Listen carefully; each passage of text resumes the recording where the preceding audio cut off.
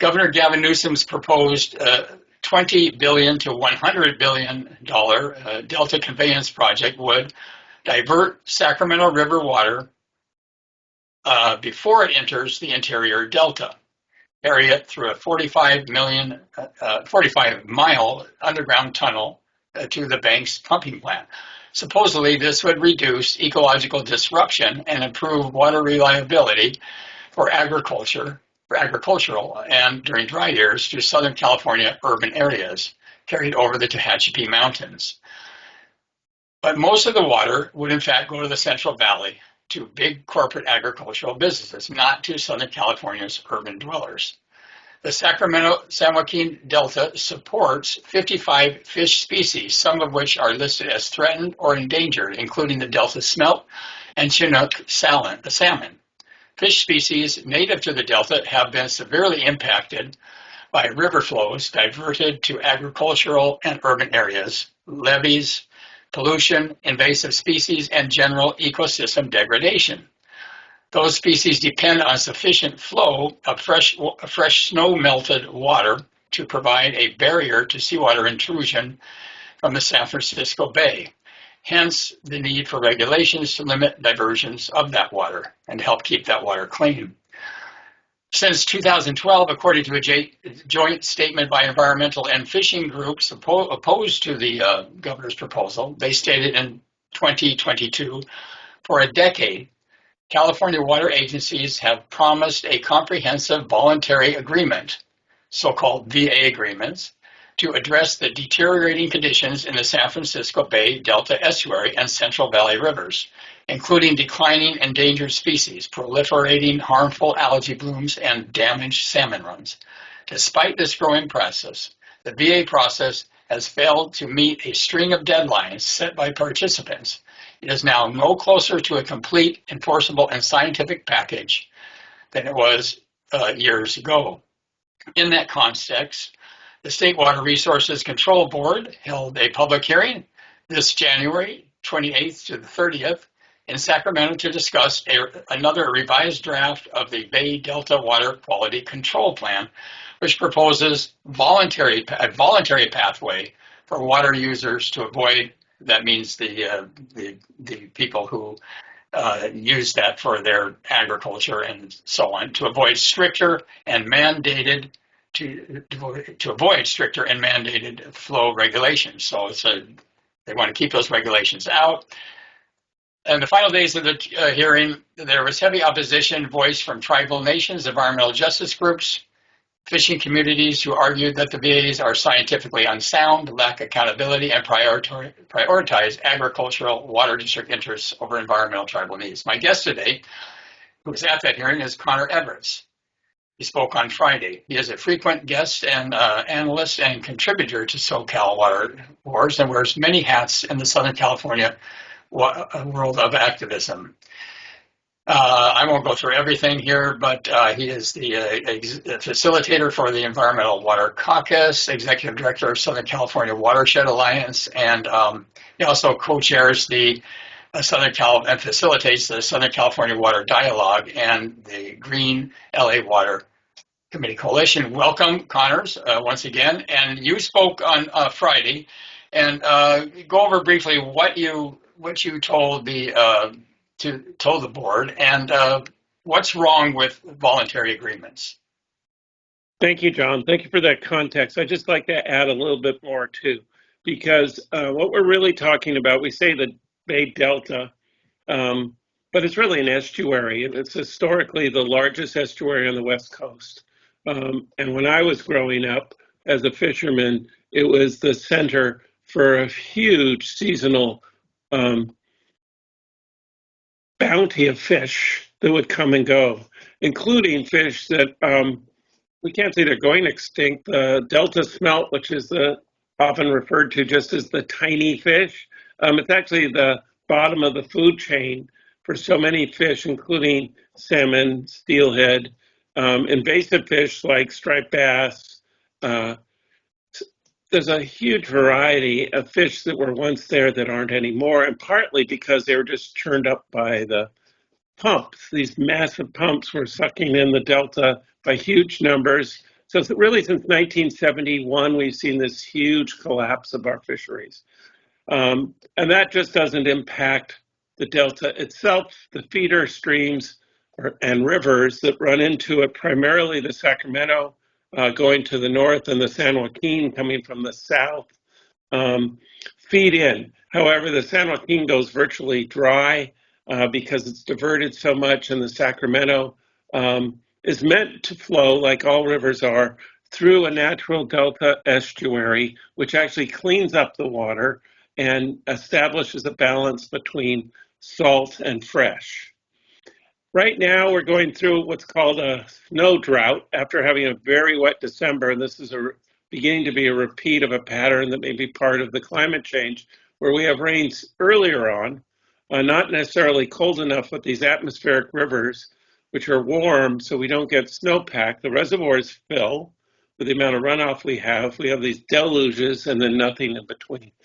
Dry doesn't mean people aren't drinking alcohol. It means we're not getting the volume of water that we would normally get in the wet seasons of January, February, March, and maybe into April. These shifts are often called La Nina or El Nino, but really what we're seeing is a whole change in our baseline that we built this huge plumbing system on. So with that as some context of background, we're getting, the last 4 years, we've gotten they use huge nets, so they call them that they pull through and try to see if there's any delta smelt. There haven't been any.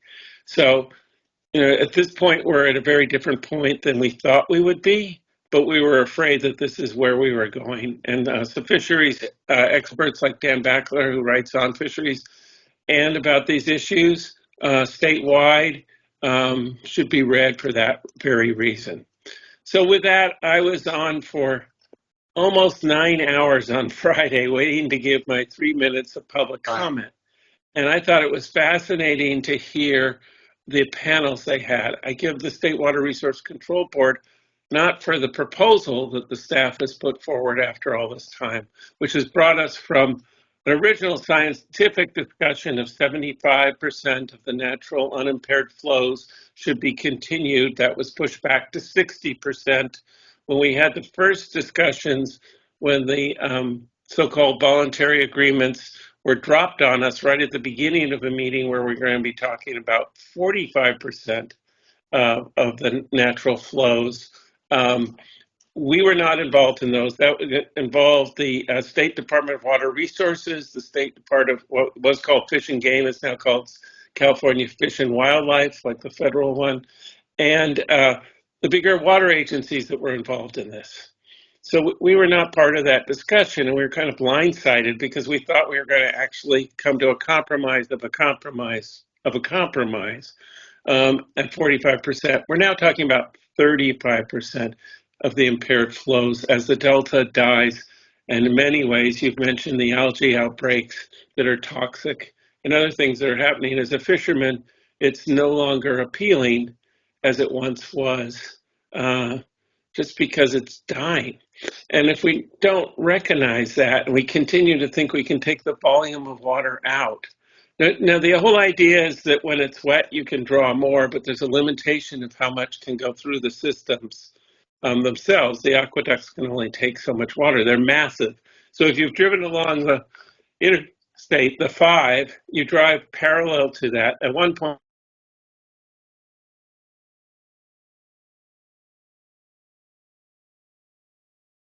aqueduct, the state project, until there are these massive pumps, which you can't see, they're off to the side, and they move the water over the Tehachapi Mountains in the largest lift of water anywhere in the world. Historically, that water then is redistributed through the master wholesaler, the Metropolitan Water District of Southern California, to other agencies. In most places, it only turns out to be about 30% of their imported water supply, more coming from the Colorado River. However, the Colorado River is also going dry, so we're trying to balance less. The irony is that we in the urban area continue to use less water. We've started since the 70s to reduce demand. the demand has reduced to the point where these large water agencies, kind of the shadow government people don't know about, are faced with declining revenues. What Oh, I think I lost you. I think I lost you.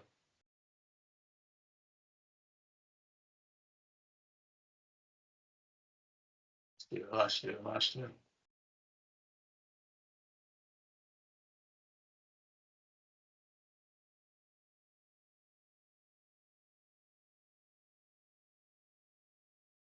Are you there?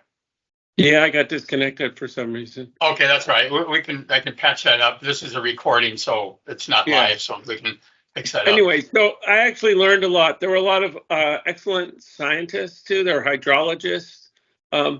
Overwhelmingly, the participants on the third day of the hearings, as they had been for the first two, were speaking against this concept of voluntary. Now, my background started in water conservation.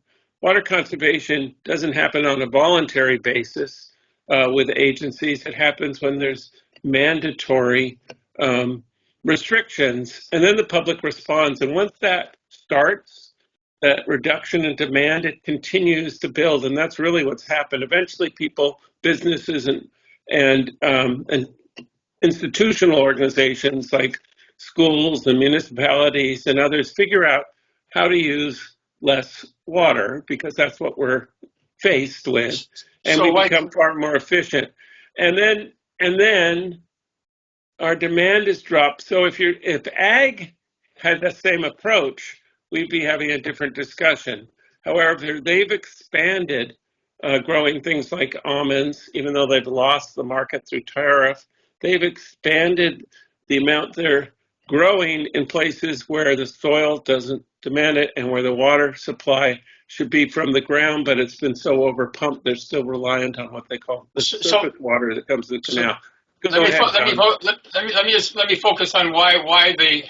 Okay, so you could say that voluntary agreements, in a way, the public, the rate-paying public, has responded very well to that over the last several decades, and has learned to limit their water use and so on. And so, why does it work for them, but it's not working for the big agriculture? And why do the urban? Let's talk about the politics behind this too. Why do the urban areas want more water? You know, like the, say, municipal water district of Orange County, which supports the project, not this particular iteration of it going so much to agriculture, but why do they want more water, and why aren't they learning? But the ratepayers are learning so well, and but not the agriculture and so on. Why is that?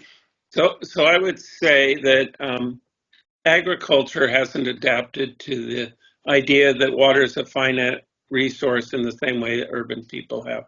Urban people pay far more in cost, and affordability in water is becoming a real issue. Unfortunately, a lot of water agencies, as they lose revenue from selling water as a commodity, one of their only solutions is to raise rates, and we've reached the point where people will continue to use less.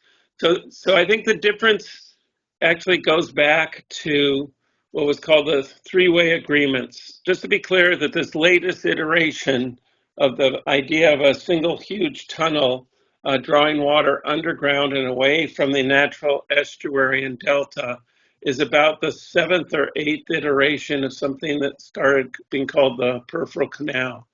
But I think in 1982, which was voted down by the public, and then when they come back and there was CalFed was the name of a conglomeration, all to avoid the inevitable, I think, this process that keeps on happening, the costs keep going up.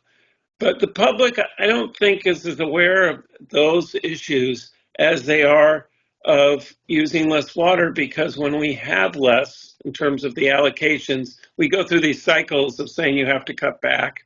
Then people respond to that with all sorts of local solutions, from agencies doing recycled water to the point where it's pure water, and Orange County is an excellent example of recharging their groundwater with what was sewer water being dumped in the ocean. Now it's cleaner than what comes out of your tap in some places. So I think we've adapted, especially in Southern California, to having local, untapped local water resources. Conservation itself is a piece of it, but it's also capturing rainwater, both on a large scale and people putting in cisterns, which is one of the things many people have done to use for irrigation outside. It's being used I live in Santa Monica, where essentially have a program to be independent of imported water. We capture under our new library, our main library, about 200,000 gallons, which is more than enough. We have another library where we actually use some of that stormwater on site to flush toilets. Why are we flushing toilets with fresh drinking water from snowmelt? There's a whole series of using groundwater, which won't evaporate. There's a new reservoir that was just pushed through by the federal government, which didn't get the environmental review it should, called Sites Reservoir. Part of the illusion that the tunnel project would work. It's going to work. Right now, it looks like maybe 3 out of 10 years. During dry periods, there won't be water to run through this system. That's the reality. So it's a paradox to be promoting something that doesn't work. On the urban level, you can invest in conservation. Cities and others have invested in conservation. Individuals, businesses have. You get an immediate reduction. It's cost effective. It's also good for the environment because you don't have runoff and pollution, which is what we're having with these kind of deluges, drought cycles we've been in. Two out of the last 4 winters. I want to point out just briefly, one of the reasons that the water use has gone down is because the water rates have been soaring. That's right. I think in your city, Santa Monica, they went up 30% recently, didn't they? 75%. Actually, a lot of water agencies are putting in a yearly rate to make it look like not as bad as it really is. Right, so it'll only be 9%, but then next year it'll be 9% on that first 9%. Right. If you figure out the total cumulative impact, for us it was 75%. Bakersfield in their urban area, which is different than their rural cost of water, which for ag was about 200%, 73%, I believe, for both. In San Diego County Water Authority's area, the city itself the city itself was promoting that rate increase.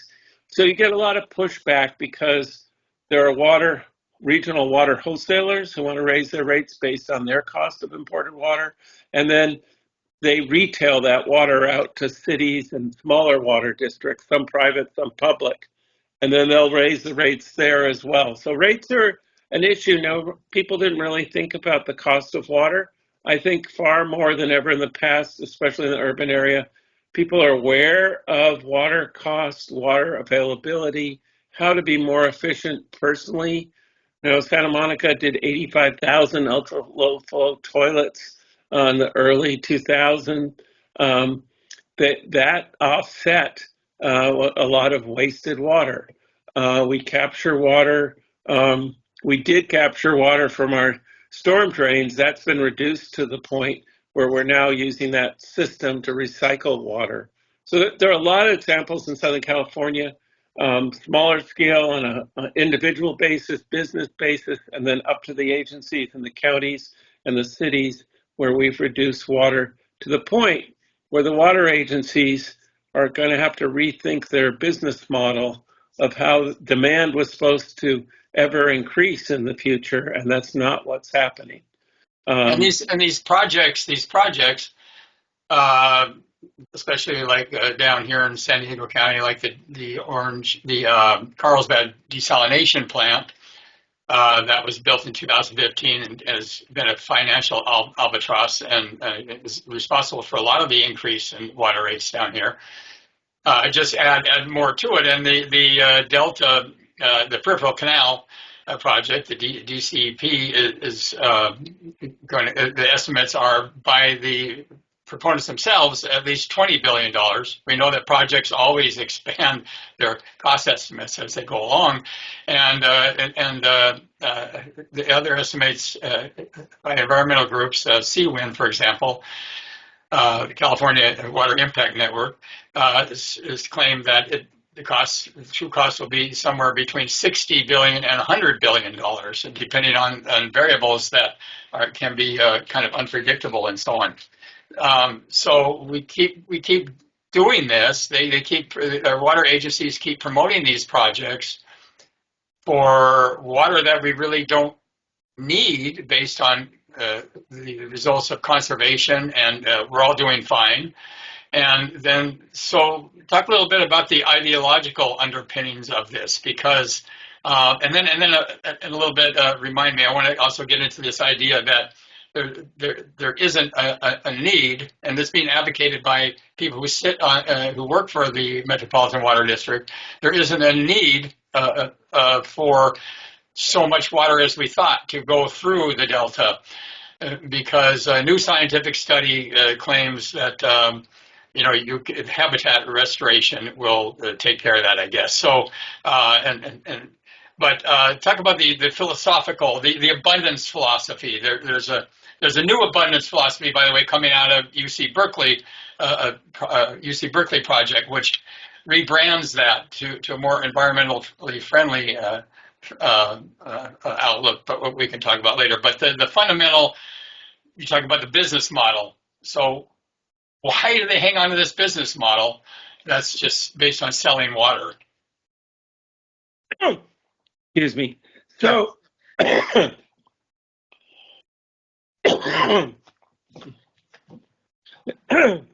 this is making me thirsty. So, the reality is we've set up a system that creates water as a business, even for public agencies. And they're reliant for reselling that water. They don't really get anything for the investment that local agencies like municipalities put into using less water. The smart way of looking at it is an investment today, which would make up for water not available in the future, is the best investment you can make. We talk about water in a large scale. A third of a million feet is called an acre foot, and it's a football field a foot deep. The water agencies have actually upped how much they've taken out of the Delta to almost 6 million acre feet. A study that one of the groups that I facilitate, the statewide Environmental Water Caucus, has done multiple water solution reports. It's on the CWIN, California Water Impact Network's website. Full disclosure, I also sit on the board of CWIN. The report we did with Eco Northwest showed the true cost could be as much as 100 billion with a B.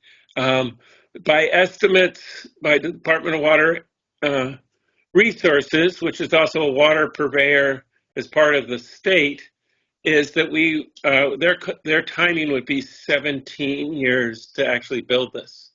So my question has always been, you have a demand for water and big capital projects we call the zombie water supply boondoggles. We've been talking about this forever. We've had various iterations. We've wasted millions of dollars, tons of time. For environmentalists, we'd rather be focused on local water programs. We'd rather be dealing with places where the human right of water, which for water, isn't recognized. When people have polluted groundwater, even in Southeast LA and rural areas in the Central Valley, Salinas Valley, almost 1 billion people don't have access to that human right to water, which is clean, safe, and affordable water. We are working on that, but we should really be focused on that rather than these projects that never get built. So in the interim, we're using less water. So you're right, it's not really philosophical, it's actually an economic issue. And if we looked at that rather than trying to make it a battle between environmentalists and people who want progress and abundance and think that any source of water is the solution, we've seen that large-scale desal with the company Poseidon, which needed a 30-year take-or-pay deal to promote their project, which is now up to over $4,000 an acre foot versus about 1,000 for the imported water. As people reduce the pie, the total amount of water they're using, that expensive water in San Diego County is becoming a greater portion of it, and it is, as you called it, an albatross, to the point where they're looking at trying to sell it to Arizona and other arid places that are trying to continue perhaps a misuse of water, which often gets exported with crops like almonds and alfalfa, as we do in California. So we have this system that we don't recognize. We can't build our way out of it. We can't engineer our way out of it. We can rethink our way out of it, which a lot of people have done by becoming more efficient. We're always going to need some imported water. There is times when there is what they call the big gulp. We can't capture all of that. It's meant to run out to the ocean and cleanse and allow fish. Salmon actually smell their natal stream when that fresh water flows out. That's part of a natural system that's been going on forever. We've interrupted it in various ways to the point where some dams are being removed to restore fish, like on the Klamath, which is an amazing thing, as well for the tribes up there. Butte Creek's another example. We're looking at doing the same in Southern California. We can actually reintroduce and recharge water in a way when we want to engineer it, just put it in channels and dump it back in the ocean. We're rethinking for this century, how do we do it? But we're still stuck with solutions that came from the last century when we weren't aware of how the climate had changed already. We weren't aware of the huge impacts on the fisheries. We weren't impacted on the social and cultural impacts that we were having. Now we are. So there's a very interesting discussion, I think, that's going on in very levels. I don't want to demonize all agriculture. I lived in a little town of Ojai, was on the local water board, Casitas, and ran the groundwater agency that was then called the Ojai Basin Groundwater Management Agency by legislation. Farmers understand water issues, they rely on it, they want to maintain their groundwater. Smaller scale farmers do a really good job of using mulch, using drip irrigation, micro sprinklers, other things where they're not relying on just flooding land and wasting a lot and then wanting to get essentially paid back for the water that runs off because they're saying it's all going back down into the ground. So you have different areas in the state from where our water comes from to where it ends up going that have very different conditions. It's hard to compare all of that. So there are a lot of accomplishments that have been happening on ag level, but there's no real standards. And that's created a problem. On an urban level, we've created standards. You have met Scomberg on, who is dealing with the drought and conservation and a per capita number statewide for urban. We're finding that keeps lowering down because once people start saving water, that trend continues. So we have a huge amount of water we could be using far more efficiently before we have to really make some hard decisions with climate change. But we're not going to build our way out of this with water that isn't available or water that moves the impacts from the rivers of the north to the nearshore fisheries of the south with the impacts of ocean desalination, which has pretty much proved itself too expensive and having too many impacts that there aren't any large-scale proposals. We're beginning to get a new technology idea, but my comment is it's not the technology stupid.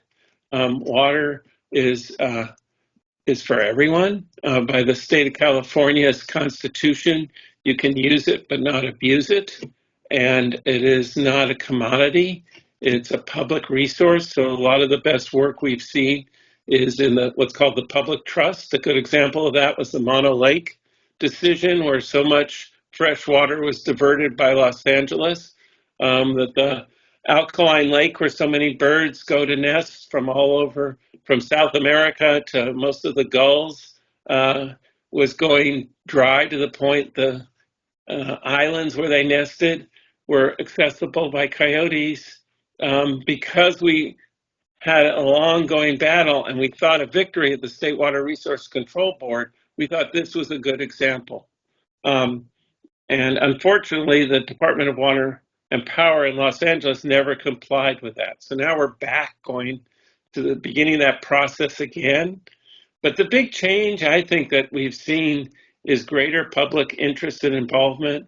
We're seeing more tribal statements as sovereign nations and their concern and their way of preserving water, community, but you said and that they were left out. They were left out of this process a lot. I mean, I know they did speak up quite eloquently on Friday, tribal interests and so on. They were totally left out of it, and they're still left out of it. Well, how did that come about exactly? And in exactly what way were they left out? I mean, in terms of, you're talking about meetings. So you know.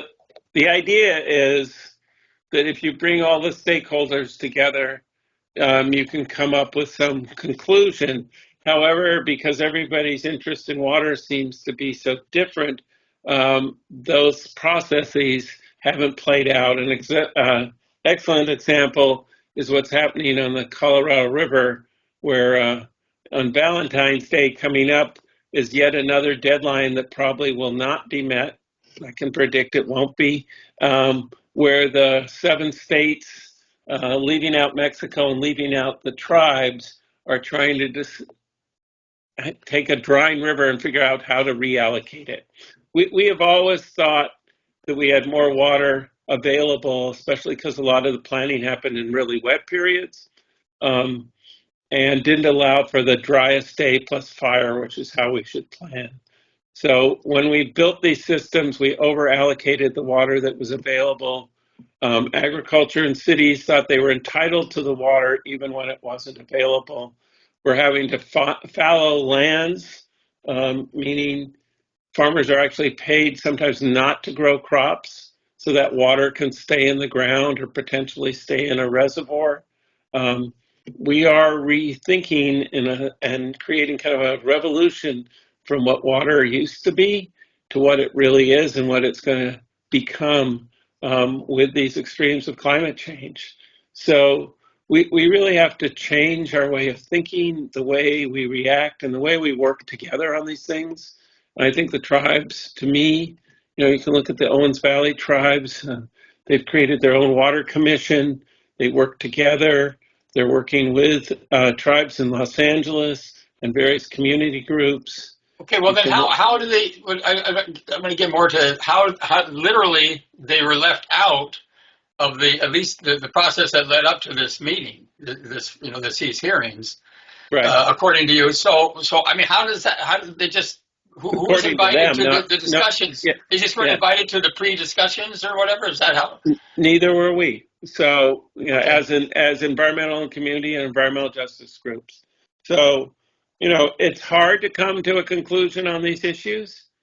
People have to give up something, but it's much easier when you just take the water interests themselves and say, we can do this on our own, even though we've failed to do it. Essentially, we've had a voluntary process, and it has failed.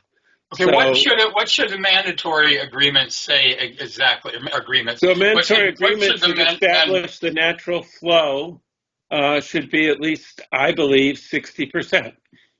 And then take that amount of water, take a water budget, which some good agencies, Southern California use as a way of balancing their water usage. Irvine Ranch Water District in Orange County does that, and others are saying, we only have this much water, we can figure out how we can balance that as the amount that we are going to use and use it efficiently and decide how to use it.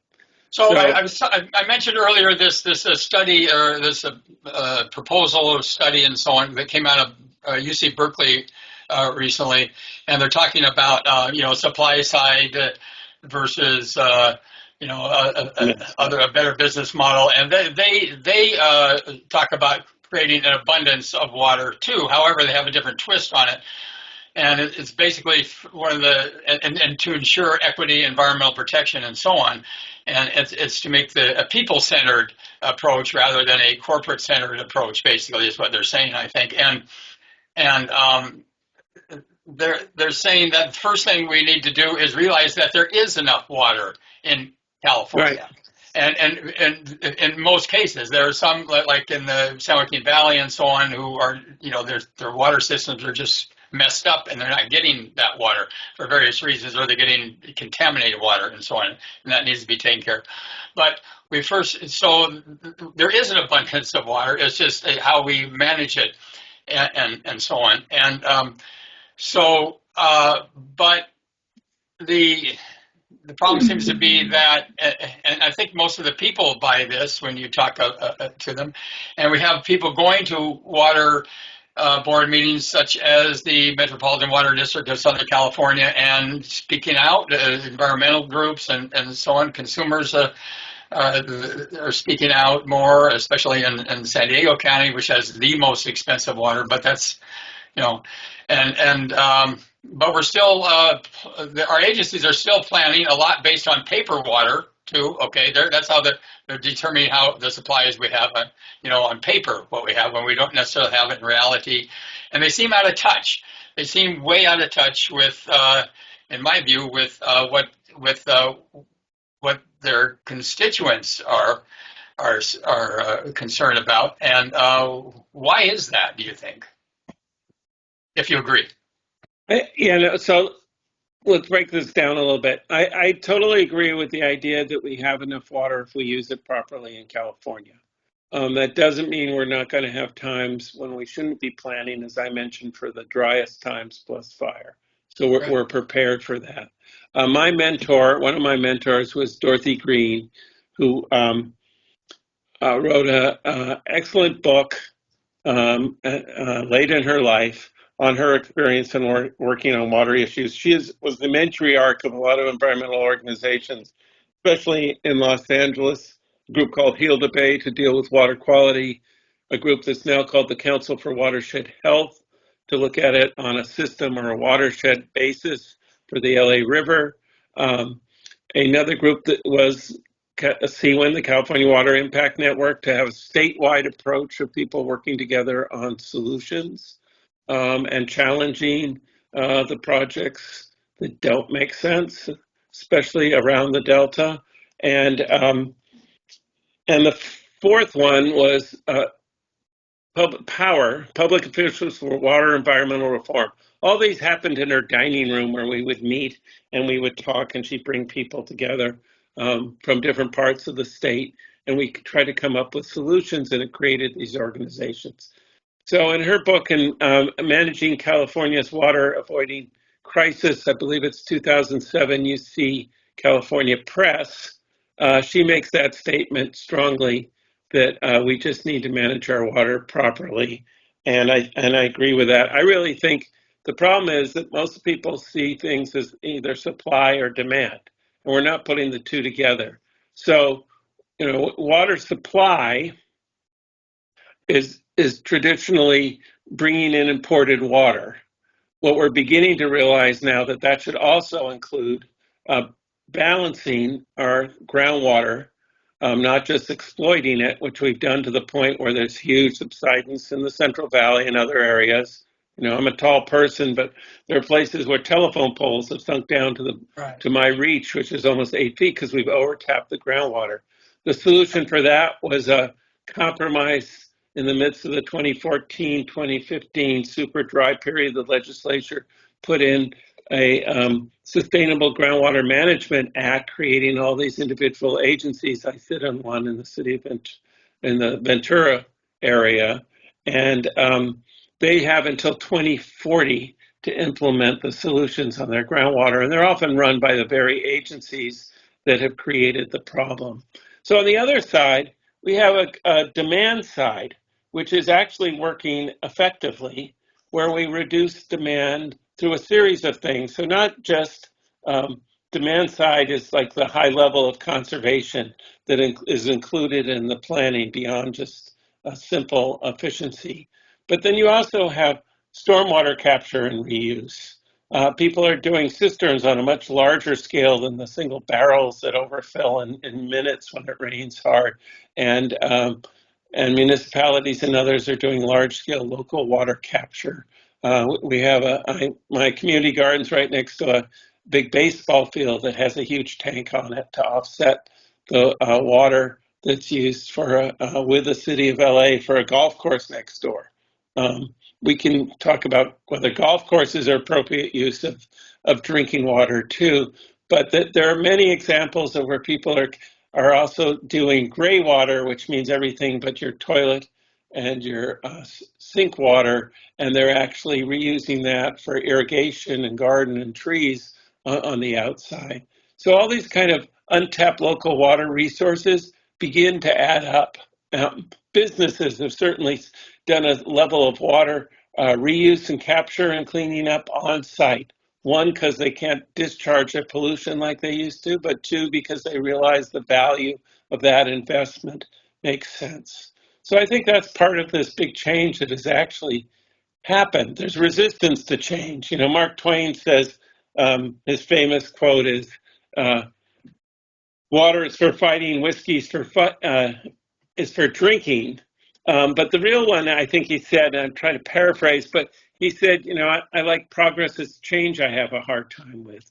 So these big institutions that are reliant on the sales of water may not be as relevant as they were when they first were set up to bring water in these huge systems from the Colorado River, from the Northern California, and LA from the Eastern Sierra.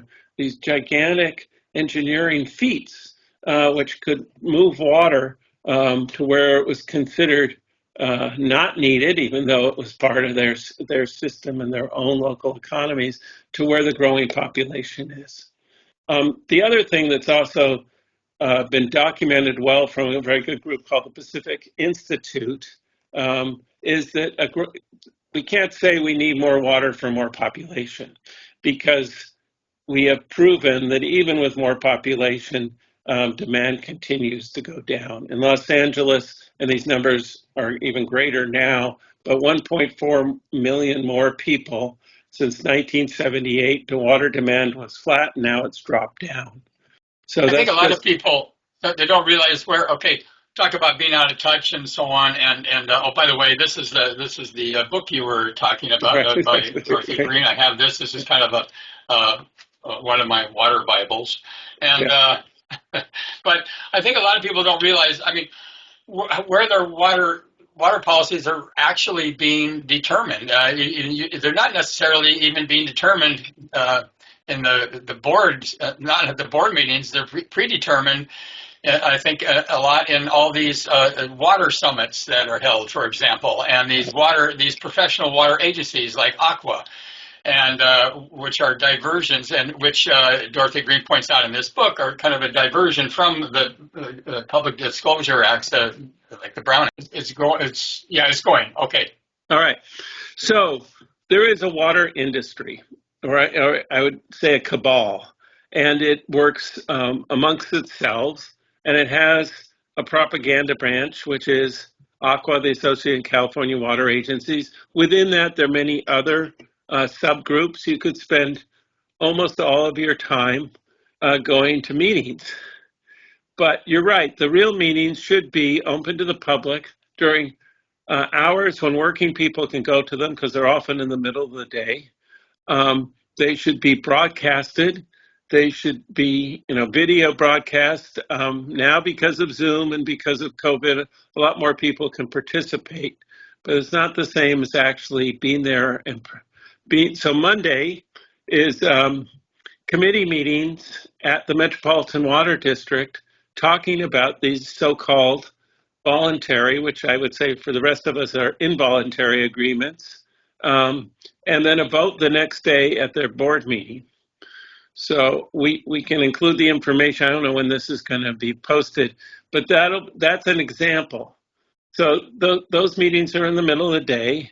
They don't provide parking. Their building happens to be located at Union Station, so there's other ways of getting there. And you'll get more than they've ever had because of a Zoom call. People participating from all over the state, which I think is a good thing. Yeah. The other thing that's happening, unfortunately, even though there's a law, a lot of the board members are not there in person. And I think as a responsibility, even though they're not elected, they're only appointed to the Metropolitan Water District, that people should be at the location as required. They can have an excuse, I think, 2 a year for emergencies, medical or family, but otherwise, that's your job to be there. And if you're not going to be there, then you shouldn't be representing the public on these issues. So the summits themselves are kind of a pay to play. So they'll bring in like the chair of the State Water Resource Control Board as a speaker. So suddenly the agencies who then pay a lot of money for the tables at these dinners, and you're right, John, you and I have gone, and they actually gave us press passes to be there. But otherwise, they're prohibitively expensive. And they talk amongst themselves. And that talk amongst themselves does create, especially in Aqua, which is multiple days, and it's in locations like South Lake Tahoe or Monterey or the Disneyland Hotel, across the state, Sacramento and San Diego, and they have 2 a year, and they're big junkets. So people are there, and inevitably they will talk about the business of the boards they sit on, which, if there is a majority talking at that time, creates a conflict. Out of it, you also have agreements. Probably the most well-known one, and this gets arcane for people who aren't close to these issues, came out of a Monterey. It was called the Monterey Agreement, where Big Ag and Metropolitan Water District years ago came up a way of divvying up the water. They were sued and challenged, and there was a settlement that I was part of where we decided to take, a portion of the settlement and give it out to groups that were figuring out how to better use water. So that there are so many interests in this and so many opportunities for people to have their own summits. One is the Sustainable Water Investment Summit that I went to that in Rancho Palos Verdes, talking about, how can we get our piece of the money that comes through water sales, honestly. Investment's the key word there. That's what that's about. It's about making, And so we think we should have nature-based investments that benefit people, the water ratepayers, by reducing their costs, by increasing efficiency, and have environmental value, and have drinking water quality value. Others don't see it that way, and that's part of the challenge of kind of reigning in this industry. There is no state oversight. There isn't a single agency that controls water. There are hundreds and sometimes thousands of water agencies in every county, some private, some public. You can live on one side of the street and have a different water agency than somebody across the street. You could have overlying wholesale agencies, groundwater agencies, sanitation agencies, and sanitation is now part of our water equation because, like in Orange County, it's doing it. LA's finally started the process of no longer just dumping that, but cleaning it, as I mentioned, so it's clean and comes out of the tap. It's treated multiple times, run through the ground, comes back up, and is treated again. That's just an example of how this change has made water less than just a cheap commodity, but a finite resource that belongs to all of us. And I think it's very upsetting for those of us, and you've been doing it for many years, John, watching how this system works without enough public involvement and input and oversight. Ultimately, the legislature should have greater oversight. Before term limits, people were more aware of that who were elected. Now people come and go, and there isn't. And we have all kinds of problems with ethics issues with these water agencies. it should be done by the local district attorneys in the county, but they can't track all that.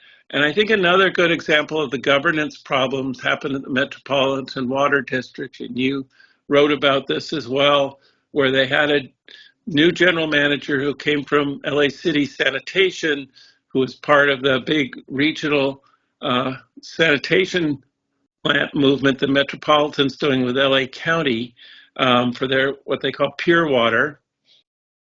And the concept of one water, where you actually prioritize different water usages, and challenging the economic model as well as problems that they had with sexual harassment and other issues that have been going on for years.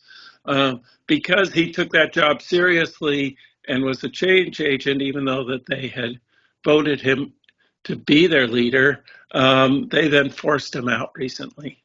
So there's been a lot of turnover in agencies, often where there was very little turnover of both board members and general managers. Well, I think one of the problems there was that when they voted to appoint that general manager in 2021, I don't think all their motives were so sincere. I think there's strong hints of some, other expectations, that maybe they get a better, San Diego Water Authority would get a better deal, would be treated better, and their disputes, ongoing disputes up to that time with the Metropolitan Water District and so on.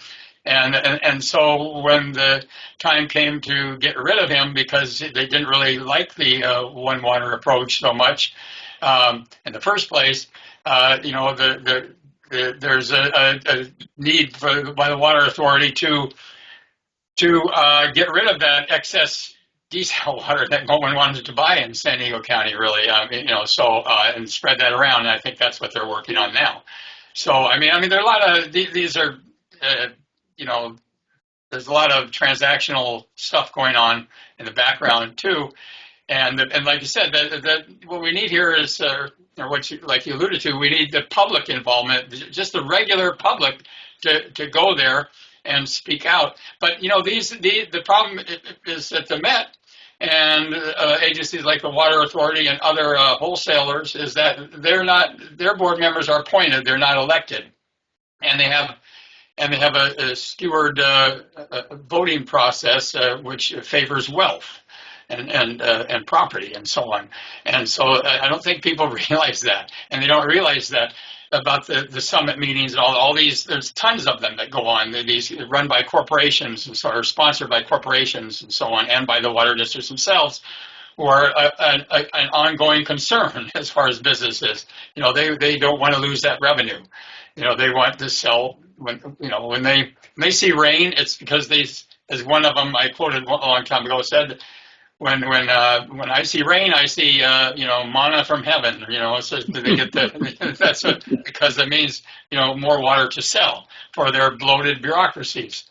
So, and like you said, that there we have so many of these water agencies of all sizes and shapes and all that. So what are the consequences if this proposal, this voluntary agreement proposal goes through, which it probably will? What are the consequences of this going to be, short and long term, for the environment and considering climate change, considering the mega politics running the federal government now and so on? What are the short and long term consequences going to be? Unfortunately, I see we just continue repeating the mistakes of the past.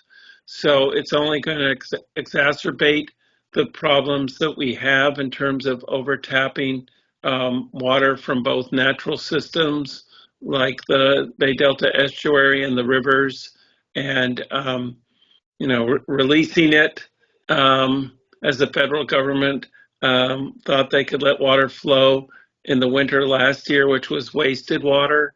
Not paying more attention to the people without access to clean drinking water, not paying attention to the collapse of the ecosystem and the fisheries.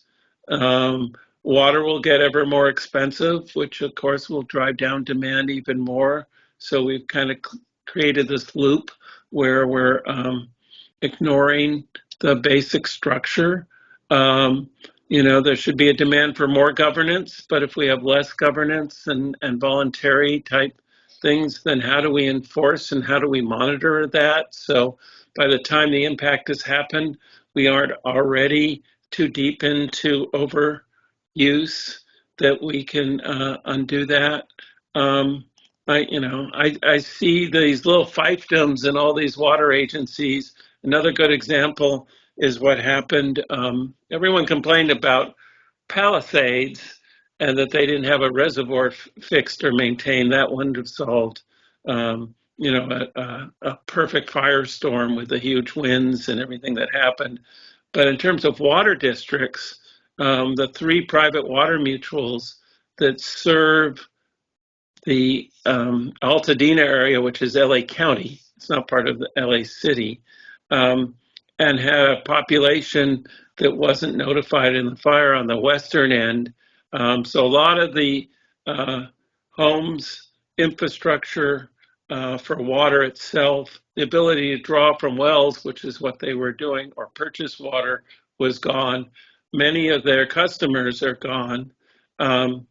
So you'll see greater impact of fires on both urban areas and in the areas where the forest is part of capturing and holding water and snow when we have it. If we don't pay attention to the realities of climate change, we have huge bands in the Sierra Mountains where you can see it's just gray, it's dead from bark beetles. You've got, huge consequences that are already happening. We're not going to make them better by pushing through a process. But honestly, what's going to happen is probably nothing at all, which is we maintain the status quo, because there will be legal challenges. The environmental organizations I work with will challenge this process. And we won't have made the opportunity to restore natural flows and all the benefits that come from that. So I'm afraid that's where we are already. And unless we make major changes, we're hoping with the next governor, a governor who doesn't want just political gain by pushing through a process, but that we actually will get people who understand that there's a human and environmental and cultural and tribal impacts all have equal value, and that we actually sit down and deal with it that way. So hopefully the next governor will step in. Do you see any candidate among the candidates running? Do you see any that are likely to fit that description? I don't know. I've seen some discussion where environmental issues came up, not so much water. I've seen a couple candidates who have kind of realized that the status quo doesn't work, and they've challenged that. But I think there needs to be a lot more involvement and understanding. And historically, governors have been beholden to those that fund them and give them money, and those have often been big agricultural interests in others. And that's why I think we've perpetuated these projects that never get built.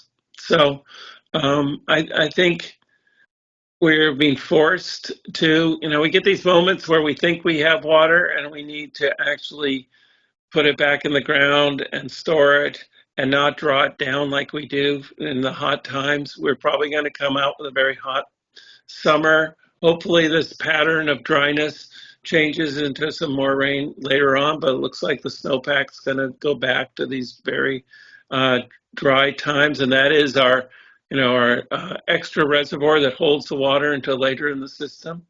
But until we make real change, things aren't going to get better. And this is not a solution. It is just, painting a Band-Aid that we're going to solve the problem without really doing anything to make real change. So that's what I think that'll happen. I can almost assure that it will pass because I think there's political pressure to make it look like we're doing anything. But just like the groundwater management plans that put off solutions, or even water conservation, there was a whole policy that I was involved in from my background doing conservation and seen real results on a municipal level. But the water agencies weighed in and pushed it off and pushed it off. So deadlines we should have hit by 2030 or even sooner to reduce the total demand got put off to Per 2035. capita, yeah.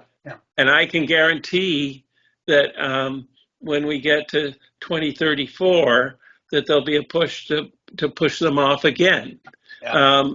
And there's another process that's going on right now that's also kind of archaic to people that aren't water policy nerds, but there's the whole planning for the future goes through these urban water management plans. You should talk to Martha Davis, who's a real great water wonk and very effective, working both within agencies and for years the Victory on the Mono Lake Committee and statewide.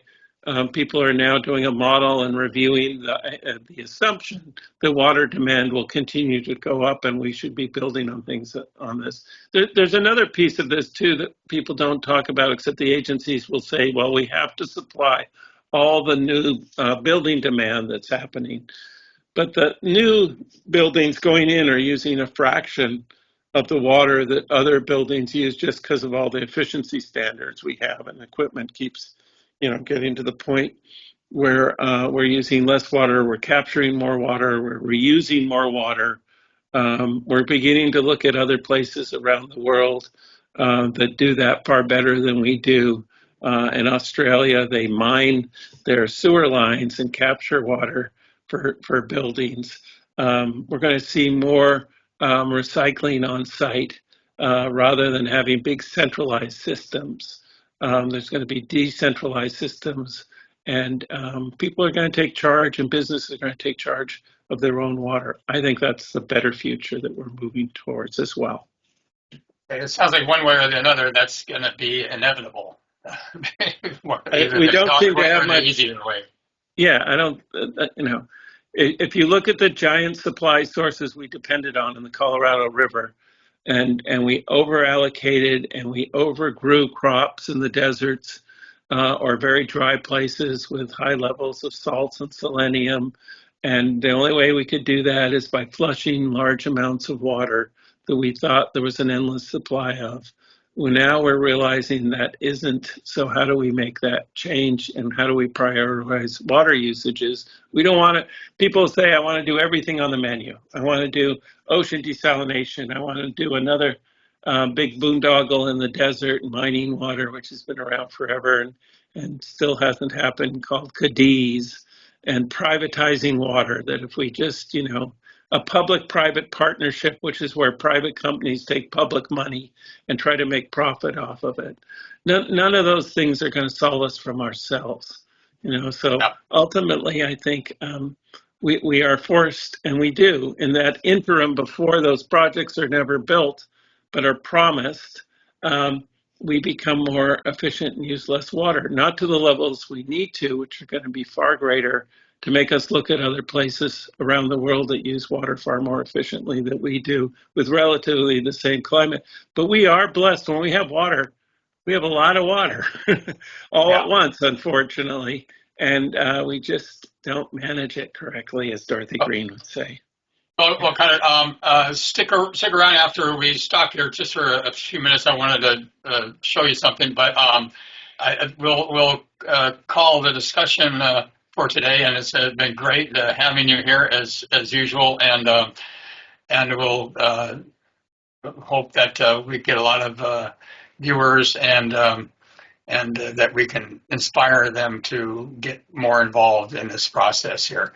So with that, I'll say goodbye to the viewers and temporarily to you, and I'll see you in a moment here. Let me. All right. Thank you for this opportunity.